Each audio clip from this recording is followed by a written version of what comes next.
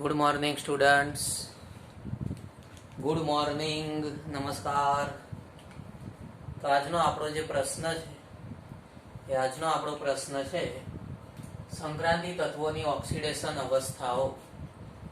સંક્રાંતિ તત્વોની ઓક્સિડેશન અવસ્થાઓ વિશે આપણે વાત કરવાની.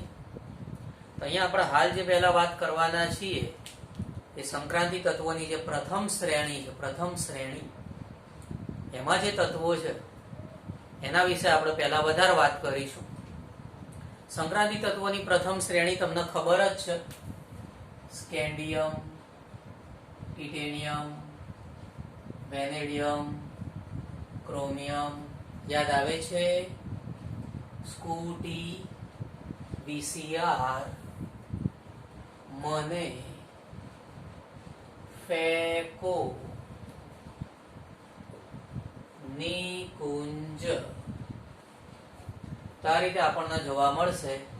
સ્કૂટી, વીસીઆર, મને, ફેકો, નિકુંજ.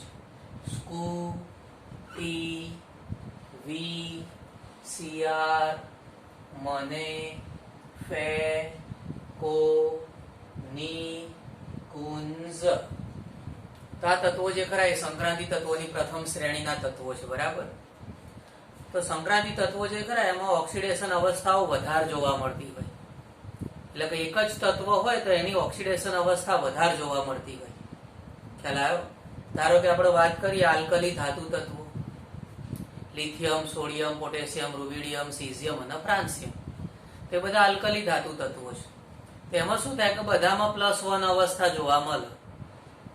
એટલે એક જ અવસ્થા જોવા મળે છે. જરા સંક્રાંતિ તત્વોમાં કેવું છે કે વધુ ઓક્સિડેશન અવસ્થા જોવા મળશે. દાખલા તરીકે વાત કરીએ સ્કેન્ડિયમ છે એમાં +3 અવસ્થા જોવા મળે છે. ટિટેનિયમ એમાં +2, +3, +4 અવસ્થા જોવા મળશે. તમે જોઈ શકો છો કે ધીરે ધીરે હું નંબર્સ વધારું છું, બરાબર. ઓક્સિડેશન અવસ્થા કોની કઈ હોય આપણે ધ્યાનમાં રાખવાની છે. એટલા માટે આપણે લખીને પ્રેક્ટિસ કરીએ છીએ, બરાબર. તો કઈ રીતે આખું હું લખી રહ્યો છું તમે જરા જોતા રહેજો ખાસ. ધારો કે વેનેડિયમ છે તેમાં +2, +3, +4, +5. તમે અહીંયા જોઈ શકો 3 પછી 4, 4 પછી 5. ઓકે, એટલે એક એક ઓક્સિડેશન આંક વધે છે. ક્રોમિયમમાં +2, +3, +4, +5, +6. ફરીથી પાછો એક અંક વધ્યો. મેંગેનીઝ એમાં +2, +3, +4, +5, +6 અને +7. ઓકે, તો આ રીતે તમે જોઈ શકો છો. અહીં આગળ પહેલા 3 આવ્યું, પછી 2 થી 4, 2 થી 5, 2 થી 6, 2 થી 7. ઓકે, તો આ રીતે એના ઓક્સિડેશન આંક આપણે ધ્યાનમાં રાખવાના છે. હવે મેક્સિમમ જે ખરું મેક્સિમમ ઓક્સિડેશન આંક +7 જોવા મળે છે. મેક્સિમમ ઓક્સિડેશન આંક કેટલો જોવા મળે છે? આમાં +7 જોવા મળે છે. હવે આપણે રિવર્સમાં જઈશું. પાછા રિવર્સમાં જઈએ એટલે ઘટાડો થશે. એ વખતે ધ્યાન એ રાખવાનું છે કે અહીંયા વળતી વખતે જે પણ અંક આવશે ને બધા બેકી સંખ્યામાં આવશે. કયા અંક આવશે? બેકી સંખ્યામાં આવશે. ધારો કે Fe છે તો Fe માં +6 અવસ્થા જોવા મળે. પછી કોપર અને નિકલ છે, કોપર અને નિકલમાં +4 સુધી જોવા મળશે. કોબાલ્ટ અને નિકલમાં +4 સુધી જોવા મળશે. કોબાલ્ટમાં +4, નિકલમાં +4. કોપર અને ઝિંક જે ખરા એમાં +2 જોવા મળશે. કોપર અને ઝિંકમાં વધુમાં વધુ ઓક્સિડેશન અવસ્થા +2 જોવા મળે છે. હું જે રીતે લખી રહ્યો છું તમને યાદ રખાવવા માટે લખી રહ્યો છું, બરાબર. કઈ રીતે તમારે યાદ રાખવાનું છે?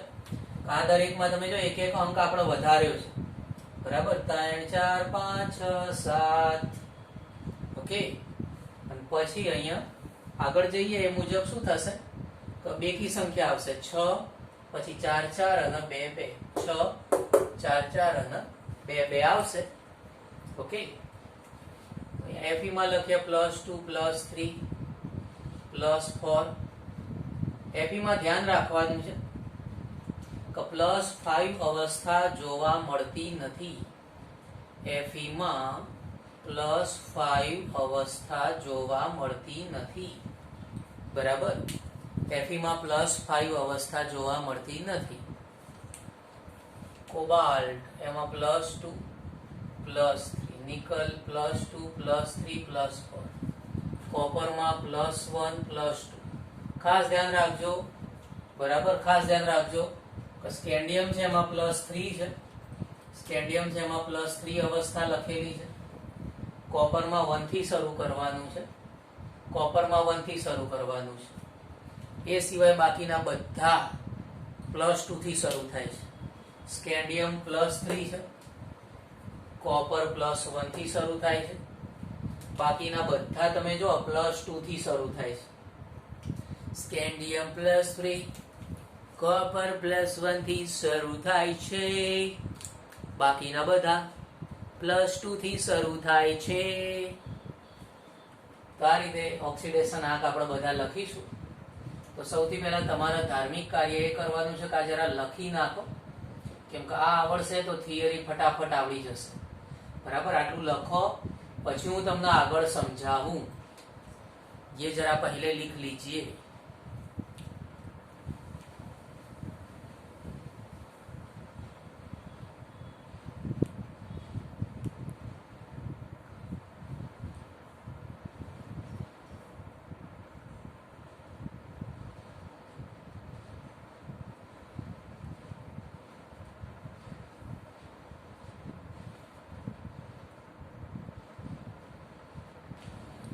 જવાબ આગળ સમજીએ.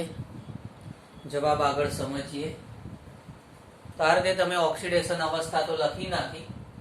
તમે જોઈ શકો છો મેંગેનીઝમાં 2 થી લઈને 7 સુધીની ઓક્સિડેશન અવસ્થા જોવા મળે. એવા જુદા જુદા પદાર્થો જોવા મળશે, એવા અલગ અલગ પદાર્થો જોવા મળશે કે જેમાં 2 થી લઈને 7 સુધીનો ઓક્સિડેશન આંક જોવા મળશે. હવે આમાંથી આપણે જે વધારે અવસ્થા જોવા મળતી હોય, કેવી અવસ્થા કે જે અવસ્થા વધુ પ્રમાણમાં જોવા મળતી હોય એવી આપણે અવસ્થાઓની જો વાત કરીએ, સામાન્ય રીતે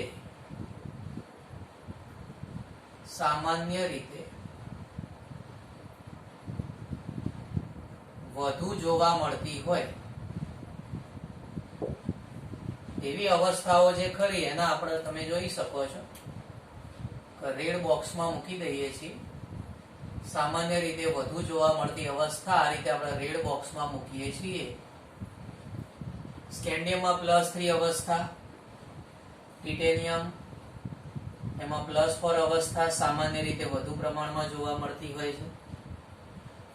વેનેડિયમમાં +5 અવસ્થા સામાન્ય રીતે વધુ પ્રમાણમાં જોવા મળશે. ક્રોમિયમ એમાં +3 અને +6 અવસ્થા સામાન્ય રીતે વધુ પ્રમાણમાં જોવા મળશે. મેંગેનીઝ એમાં +2 અને +7 અવસ્થા સામાન્ય રીતે વધુ પ્રમાણમાં જોવા મળશે. Fe માં +2 અને +3 અવસ્થા સામાન્ય રીતે વધુ પ્રમાણમાં જોવા મળશે. કોબાલ્ટમાં +2 અને +3 અવસ્થા સામાન્ય રીતે વધુ પ્રમાણમાં જોવા મળે છે.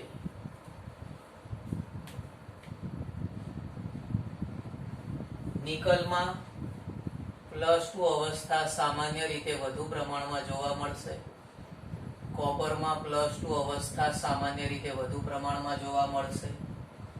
ઝીંક છે એમાં તો એક જ અવસ્થા છે, +2 અવસ્થા વધુ પ્રમાણમાં જોવા મળશે. આ રીતે આપણે જે રેડ બોક્સ બનાવ્યું એમાં એવી અવસ્થાઓ મૂકેલી છે કે જે સામાન્ય રીતે વધુ પ્રમાણમાં જોવા મળે છે. બરાબર, તો આટલું જરા પહેલા ટીક માર્ક કરી દો. યાદ રાખી લેજો, સ્કેન્ડિયમમાં +3, ટિટેનિયમમાં +4, વેનેડિયમમાં +5, ક્રોમિયમમાં 3 ને 6, મેંગેનીઝમાં 2 7, એફીમાં 2 3 એટલે કે 23, કોબાલ્ટમાં પણ 23. ઓકે, ના છેલ્લા 3 જે બચ્યા એમાં 2 2 2, છેલ્લા 3માં 2 2 2, છેલ્લા 3માં 2 2 2 2 2 2. આટલું લખો પછી આગળ સમજાવું.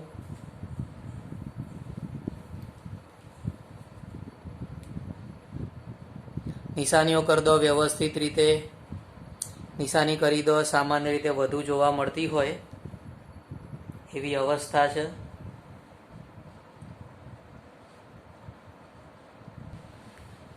બીજી માહિતી સમજીએ. તો હવે તમે જોઈ શકો છો કે આ રીતે બધી ઓક્સિડેશન અવસ્થાઓ લખેલી છે. તો આની જે થિયરી ખરી એમાં તમારે બીજી માહિતી લખવાની થાય.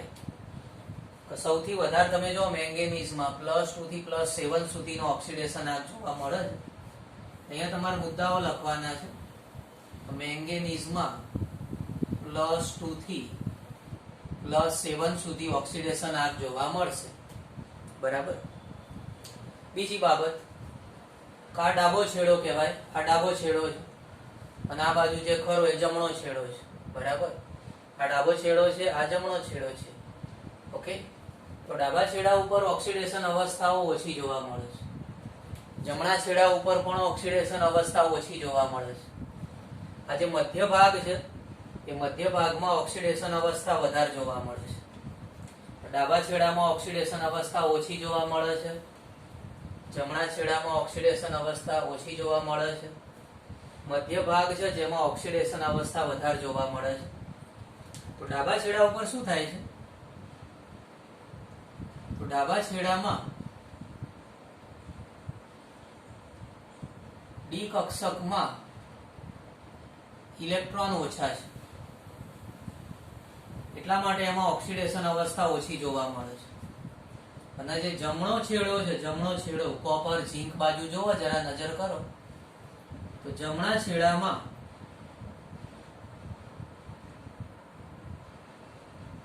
ડી કક્ષકો છે પણ ભરેલી છે.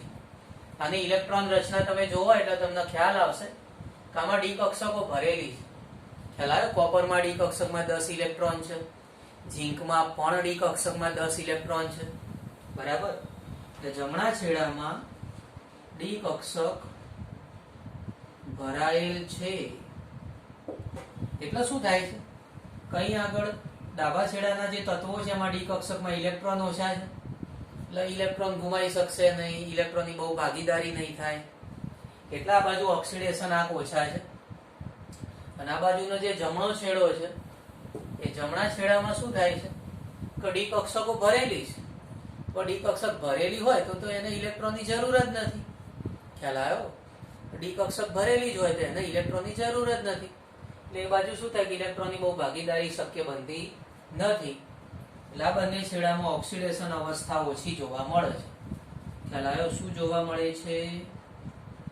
ઓક્સિડેશન અવસ્થા ઓછી જોવા મળે. ઓકે, પછી આપણે આગળ વિચારીએ. અહીંયા તમે જો સ્કેન્ડિયમમાં વધુમાં વધુ +3 અવસ્થા, ટિટેનિયમમાં +4, +5, +6, +7. આ બધા બોક્સમાં મૂકેલા, તમે જો બોક્સમાં મૂકેલા છે.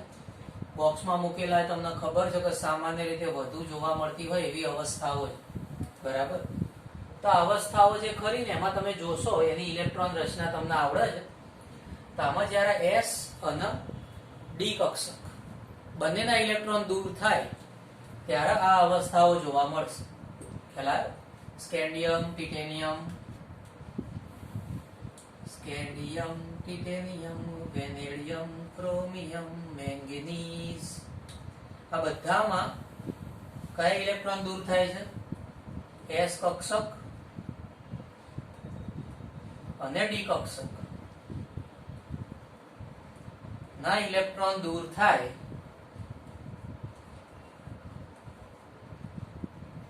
ત્યારે આ પ્રકારનો ઓક્સિડેશન આંક જોવા મળશે. સ્કેન્ડિયમ જે ખરું એમાં +3 જોવા મળે છે. S અને D કક્ષકના ઇલેક્ટ્રોન દૂર થઈ જશે. ટિટેનિયમમાં +4 જોવા મળે છે. S અને D કક્ષકના ઇલેક્ટ્રોન દૂર થઈ જશે. વેનેડિયમ છે એમાં +5 અવસ્થા જોવા મળે છે. S અને D કક્ષકના ઇલેક્ટ્રોન દૂર થઈ જશે. ક્રોમિયમ છે એમાં +6 જોવા મળે છે. એમાં પણ S અને D કક્ષકના બધા ઇલેક્ટ્રોન દૂર થઈ જાય. મેંગેનીઝમાં +7 જોવા મળે છે. S અને D કક્ષકના ઇલેક્ટ્રોન દૂર થાય ત્યારે આ પ્રકારની સ્થાયી અવસ્થા પ્રાપ્ત થાય છે. ઓકે, આના ધારો કે આપણે એક્ઝામ્પલ જોતા હોય તો ટિટેનિયમ જે ખરું એમાં ધારો કે TiO2 છે. TiO2 જે ખરું એમાં ટિટેનિયમનું ઓક્સિડેશન આંક +4 જોવા મળશે. વેનેડિયમમાં VO2+, જેમાં વેનેડિયમનું ઓક્સિડેશન આંક +5 જોવા મળશે. ક્રોમિયમ જે ખરું એમાં આપણે જાણીએ છીએ CrO4 2-, જેમાં ક્રોમિયમનું ઓક્સિડેશન આંક +6 જોવા મળશે. મેંગેનીઝમાં MnO4-, એમાં મેંગેનીઝનું ઓક્સિડેશન આંક +7 જોવા મળશે. ઓકે, તો આ રીતે મહત્તમ ઓક્સિડેશન આંક જોવા મળે છે, જેના માટે S કક્ષકમાંથી અને D કક્ષકમાંથી ઇલેક્ટ્રોન દૂર થઈ જશે. S અને D કક્ષકમાંથી ઇલેક્ટ્રોન દૂર થઈ જશે. ઓકે, આ તત્વો સંયોજનો પણ યાદ રાખવાના છે. બીજું આ લોકો પાઠ્યપુસ્તકમાં શું કરતા હોય છે કે આ જે તત્વ લખ્યું ને એના ઉપર ઓક્સિડેશન આંક લખતા હોય. ધારો કે અહીંયા રોમન લેંગ્વેજમાં 4 લખેલું હોય, પછી અહીંયા રોમન લેંગ્વેજમાં 5 લખેલું હોય. આ ઓક્સિડેશન આંક હોય ને લખેલું હોય. રોમન લેંગ્વેજમાં 6 લખેલું હોય, રોમન લેંગ્વેજમાં 7 લખેલું હોય. આ રીતે પણ દર્શાવતા હોય છે આ લોકો. એ બાબત પણ આપણે ધ્યાનમાં રાખવાની છે. ઓકે, તો આટલું સરસ રીતે લખી નાખો, કેમ કે બધું લખેલું છે. હમણાં હું કાઢી નાખીશ. સરસ રીતે લખી લો, ચકાચક રીતે. પછી આગળ બીજા મુદ્દા સમજાવું. સરસ રીતે લખી નાખો.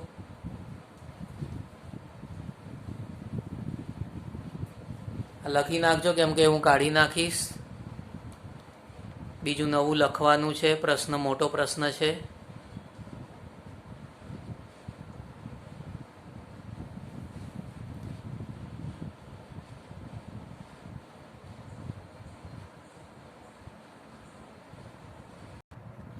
બીજા મુદ્દાઓ સમજીએ. તો તમે જોઈ ગયા કે scandium, titanium, vanadium, chromium, manganese +3, +4, +5, +6, +7 અવસ્થા જોવા મળે છે. એમ તમે આમ વળતી વખતે જોવા જાઓ, Fe માં 2-3 અવસ્થા છે. Fe જે ખરું એમાં +2, +3 અવસ્થા સામાન્ય રીતે વધુ પ્રમાણમાં જોવા મળતી હોય. પછી આવશે કોબાલ્ટમાં પણ +2, +3 અવસ્થા વધુ જોવા મળે છે. નિકલમાં +2 અવસ્થા જોવા મળશે. કોપરમાં એ લોકોએ શું કરેલું છે કે અહીંયા 1 આપેલું નતું, કાટું નતું કરેલું, ડાર્ક નતું કરેલું, બરાબર. 1 અને 2 આપેલું છે. કોપરમાં 1 અને 2 અવસ્થા જે ખરી, જે સામાન્ય રીતે વધુ પ્રમાણમાં જોવા મળતી અવસ્થા છે. ઝીંકમાં તો જે ગણો એ +2 અવસ્થા સામાન્ય રીતે વધુ જોવા મળશે. ઓકે, આ બધા જે આ બાજુના તત્વો છે, જમણી બાજુના તત્વો, એમાં કઈ અવસ્થા વધુ પ્રમાણમાં જોવા મળે એ દર્શાવવાનું. ત્યારબાદ ધારો કે વાત કરીએ આ બધા તત્વોની, તો આમાં તમે જો 2 પછી 3 આવે છે, પછી 4 આવે છે, પછી 5 આવે છે. એટલે આમાં જે ઓક્સિડેશન અવસ્થા છે, ધારો કે વેનેડિયમ, તેમાં ઓક્સિડેશન અવસ્થા ક્રમમાં આવે છે. કે પહેલા ધારો કે 2 મળે છે, 3 મળે છે, 4 મળે છે, 5 મળે છે, બરાબર. તો તો અહીંયા ઓક્સિડેશન અવસ્થાઓ જે જોવા મળશે એ બધી આપણને ક્રમમાં જોવા મળે છે. ધેટ મીન્સ કે એક એક ઇલેક્ટ્રોનનો ફેરફાર થાય છે. ડી કક્ષકમાંથી એક એક ઇલેક્ટ્રોન દૂર થતો જાય એમ એક એક ઓક્સિડેશન અવસ્થા જોવા મળશે. પણ જે બિન સંક્રાંતિ તત્વો છે એમાં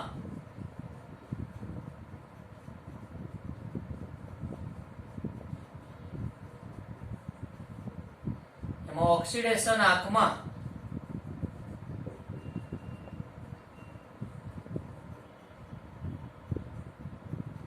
બે અંકનો ફેરફાર થતો હોય.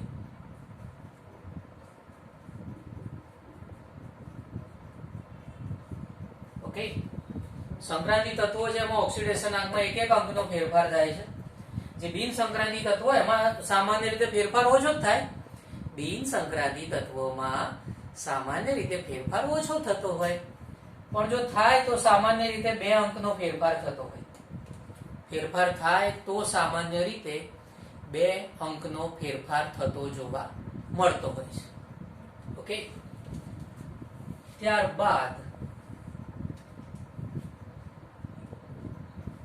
ધારો કે આપણે વાત કરીએ નિષ્ક્રિય યુગ્મ અસર. ધોરણ 11 માં આપણે નિષ્ક્રિય યુગ્મ અસર ભણ્યા હતા. તો જે નિષ્ક્રિય યુગ્મ અસર ખરી, એ નિષ્ક્રિય યુગ્મ અસર કદાચ જો કોઈ વિદ્યાર્થીને સમજવાની ઈચ્છા હોય તો મને વોટ્સએપ કરજો, તો એ પ્રશ્નને હું તમને વિડીયો મોકલાવીશ. બરાબર. એ નિષ્ક્રિય યુગ્મ અસરમાં સામાન્ય રીતે શું થાય કે જે પી વિભાગના તત્વો હોય એમાં જે ઓછી ઓક્સિડેશન અવસ્થા હોય એ વધુ સ્થાયી હોય. પી વિભાગના તત્વોમાં નિષ્ક્રિય યુગ્મ અસરના લીધે, કઈ અસરના લીધે? નિષ્ક્રિય યુગ્મ અસરના લીધે ઓછી ઓક્સિડેશન અવસ્થા વધુ સ્થાયી હોય. જ્યારે ડી વિભાગમાં શું થાય છે? ડી વિભાગમાં વધુ ઓક્સિડેશન અવસ્થા હોય એ વધુ સ્થાયી જોવા મળતી હોય છે. ઓકે, ડી વિભાગમાં વધુ ઓક્સિડેશન અવસ્થા વધુ સ્થાયી જોવા મળશે. જેમ કે મોલિબ્ડેનમ છે એમાં +6 અવસ્થા છે. બરાબર. ડબલ્યુ એટલે કે ટંગસ્ટન, ટંગસ્ટનમાં પણ +6 અવસ્થા છે. મોલિબ્ડેનમમાં +6 અવસ્થા, ટંગસ્ટન એમાં પણ +6 અવસ્થા છે. એ જ રીતે ક્રોમિયમમાં પણ +6 અવસ્થા છે. ઓકે, તો મોલિબ્ડેનમ અને ટંગસ્ટન જે ખરું એમાં +6 અવસ્થા જે ખરી એ વધુ સ્થાયી જોવા મળશે.